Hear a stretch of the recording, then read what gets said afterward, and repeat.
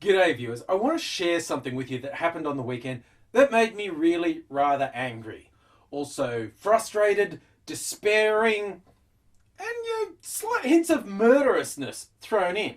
Now, what happened is that major metropolitan newspaper here in Melbourne, The Age, ran an editorial saying the Prime Minister should resign because there was all this talk about her position being under threat, being challenged, and so therefore we can't talk about policy because we're talking about leadership challenges, so you should just resign and get it over with.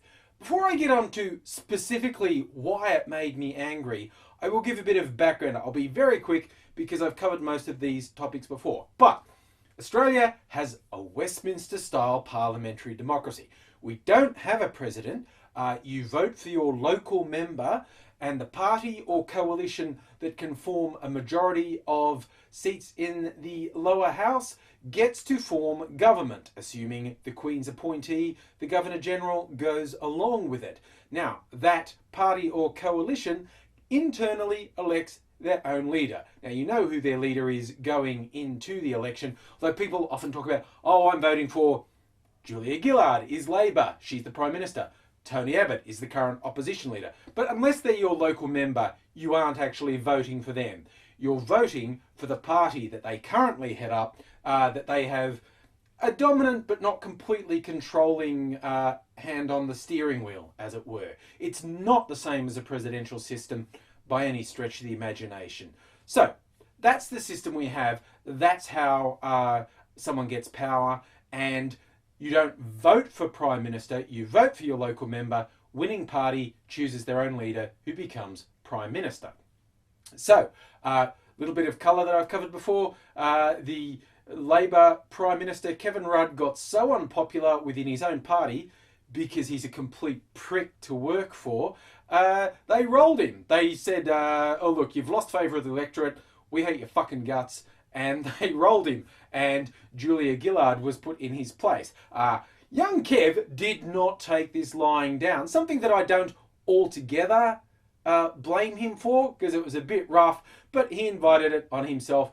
Shit happens. But he and his supporters never gave up, and they've spent a lot of time destabilising Julia Gillard, mounted a few spectacularly unsuccessful challenges against her, but they won't go away. And of course, the opposition feeds this. The opposition want to destabilise the government, and it's what any politician would do. Oh, look, the other side's got a weakness, let's exploit it. Again, I don't so much hold this against them. They lie all the time to further this, but that's what politics is like. So, and the media are just desperate for attention. Like, they still don't know how to deal with the internet, and they realise when they run contentious stories, oh, Prime Minister under threat, oh, there's a spill coming, oh, leadership challenge. It gets lots of viewers, it gets shared, gets lots of comments on their website. It's clickbait, in the word of, internet marketing specialists. So it's like they can't hold themselves back from it. They're junkies. They're like, oh, I need the attention, I need to say the thing. Even though, because they have fed into the egomaniacal hubris of Kevin Rudd and the blatant game playing of the opposition, they have repeatedly run stories that were blatantly untrue. I mean, even ahead of time, you could probably tell that they weren't true. This wasn't going to happen. But after the fact, when they said, the spill's coming, Rudd's definitely got the numbers, here it is, and it failed to happen. I don't recall seeing any of the media outlets going, we ran something that was blatantly untrue. We're sorry for misleading you. We believed someone who told us something. Turned out they were lying, so we printed a lie. We're sorry, we'll try and do better. No, they actually just keep going with the cycle. And it has got very painful, and I have made other videos complaining about this. So why in particular did the newspaper running an editorial saying the Prime Minister should resign? Why did that make me angry? Well, I guess the first reason would be fuck you is why. The fuck does a fucking media outlet get to dictate what a political party does. It's like, there's no constitutional crisis. It's not like Gough Whitlam's time when the government was being denied budgetary funding. Everything's running as per normal. It's not like there's riots in the street. It's not like society's collapsing. We actually have basically the strongest economy of any Western democracy. So, nothing's particularly wrong. Just this shit stirring keeps happening. And what does the Age say? Oh, we can't have debate on actual policy. And that doesn't do Australia any good. Who is running stories focusing on leadership unrest rather than policy? You are, you fucking idiots! I swear that the pontificating nature of this editorial with, oh, it's for the good of the nation. Fuck you! If you thought it was for the good of the nation to cover policy and not leadership speculation, fucking run stories on one and not the other. You're saying this is Gillard's fault. Is Gillard holding a fucking gun to your head saying, hey, don't you talk about policies, of which I have many, you just keep running stories about leadership challenges, or else, my God, the fucking hypocrisy, these fucking wankers acting like they're the solution when they're the fucking problem. Oh my God, I cannot wait for the fucking internet to kill these outdated fucking media empires. My God, there's another, just on that topic of the internet and challenging mainstream media and taking away their revenue streams. Some people are under the incredibly mistaken idea the problem newspapers face is people aren't buying the newspaper. Oh, they get the news for free, they don't buy the newspaper. No, newspapers are not in the business of selling news. They are in the business of selling advertising. Full stop. That is their job. Everything else is window dressing. Their revenue stream has always been dominated by advertising, particularly classified advertising, which has just been massacred by the internet, which is a cheaper and more effective advertising medium. That's what the problem is. They're losing their advertising. This whole, oh, we've got to provide a service is fucking bullshit.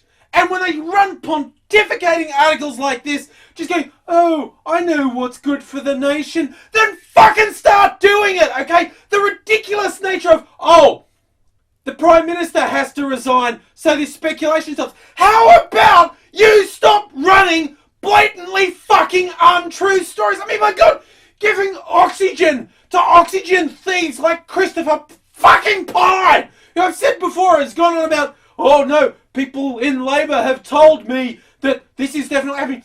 People in Labor fucking hate this guy. They're not talking to him. It's an obvious blatant lie. This guy, Pyne, has set dates. He said, this is definitely happening by this date. And it didn't fucking happen. And no one has called him on his bullshit. Well, I call bullshit on him. I call bullshit on the Age. I call bullshit on anyone who acts like this happened. I mean, for God's sake, there's actually a fucking election coming up. So, oh, we need this to be settled. Well, it'll get fucking settled in the election, won't it? When Labor will almost definitely be creamed. Now, I have not really done videos talking about, oh, this Labor government is so wonderful, because I don't particularly think they are. I have done videos saying how much I dislike the Liberal Party and how much I disagree with their policies, as few as they've stated. So it's not so much I'm a supporter of the government, I'm just an opponent of the opposition.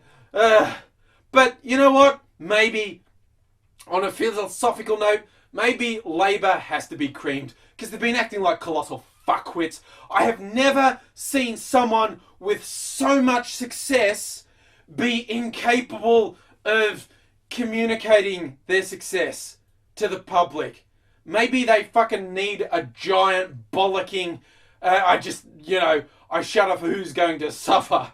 As a famous British Labour leader said when he was about to lose to Margaret Thatcher after this election, you don't want to be young, you don't want to be old, you don't want to be sick, you don't want to be poor, because these Tories are going to ass fuck you 6 ways from Sundays. And they don't even have the common decency to give you a reach around while they're doing it.